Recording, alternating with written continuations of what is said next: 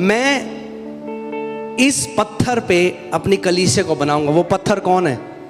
कई लोग कहते हैं पत्थर पतरस है। नहीं, पतरस नहीं है, क्योंकि पतरस जब मर गया तो कलीसिया बंद हो जाती, मगर वो पत्थर स्वयं प्रभु यीशु मसीह है। जल्दी से कुछ वचनों को देखते हैं and then will go into the teaching.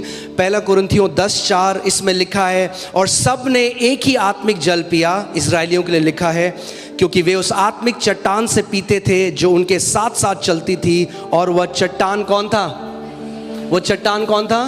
मसीह था। वो चट्टान मसीह था। इफिसियों 2:20, और प्रेतों और भविष्यद्वक्ताओं की नींव पर जिसके कोने का पत्थर कौन है? मसीह यीशु स्वयं ही है, बनाए गए हो। ये पत्थर कौन है? स्वयं प्रभु यीशु मसीह है। जिस पत्थर के ऊपर कलीसिया टिकी हुई है, जिस चट्टान के ऊपर कलीसिया टिकी हुई है, वो क्या है?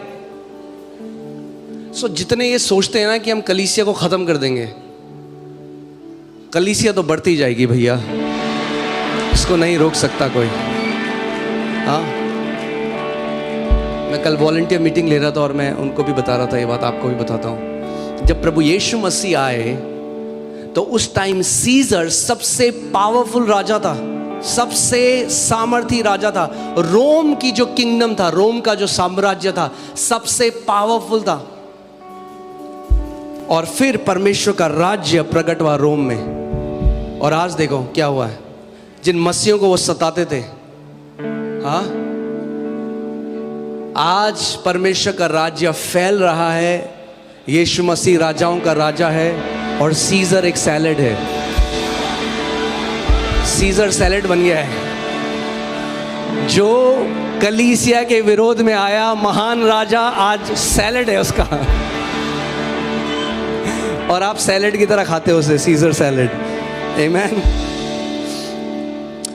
दानियल में नेबुकदनेस्सर ने एक दर्शन, एक स्वप्न को देखा, और स्वप्न में आपको बताता हूँ उसका अर्थ क्या है। अब दानियल उसका इंटरप्रिटेशन, उसका अर्थ बता रहा है। दानियल 2:31 से, हे राजा, जब तू देख रहा था तब एक बड़ी मूर्ति देख पड़ी, और वह मूर्ति जो तेरे सामने खड़ी थी वह लंबी चौड़ी थी, उसकी चमक अनुपम थी और उसका रूप भयंकर था।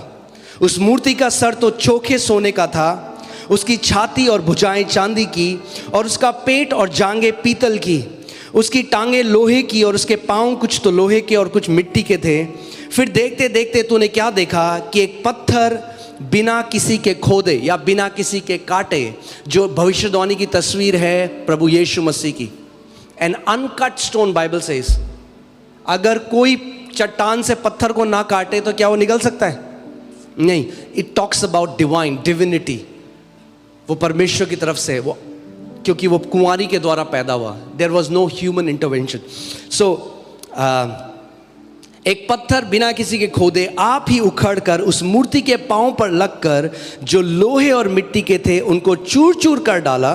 तब लोहा, मिट्टी, पीतल, चांदी और सोना भी सब चूर चूर हो गए, और धूप काल के खलिहानों में भूसे के समान हवा से ऐसे उड़ गए कि उनका कहीं पता न रहा। और वह पत्थर जो मूर्ति पर लगा था वह एक बड़ा पहाड़ बनकर सारी पृथ्वी पर फैल गया।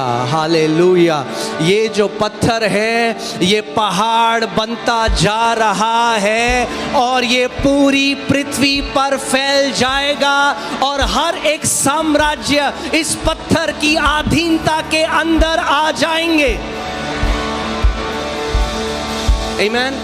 ये जो आप मूर्ति देखते हैं ये अलग अलग, it represented different dynasties, different kingdoms, the Persian, the Greek, वो जो सारे आप देख रहे हैं। मगर रोम के टाइम में ये पत्थर आया जो प्रभु यीशु मसीह है, और उसके बाद से देख रहे हैं आप क्या हो रहा है, ये पहाड़ बनता जा रहा है।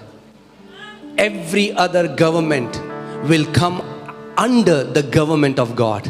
सो मैं आपको बताना चाहता हूं, कलीसिया इनविजिबल जो किंगडम है, अदृश्य जो परमेश्वर का राज्य है, उस गवर्नमेंट का जो दिखने वाला पोस्ट है, चौकी है, वो इस पृथ्वी पे, वो पार्लियामेंट है, वो दफ्तर है जो आप इस पृथ्वी पे देख सकते हैं जिसको।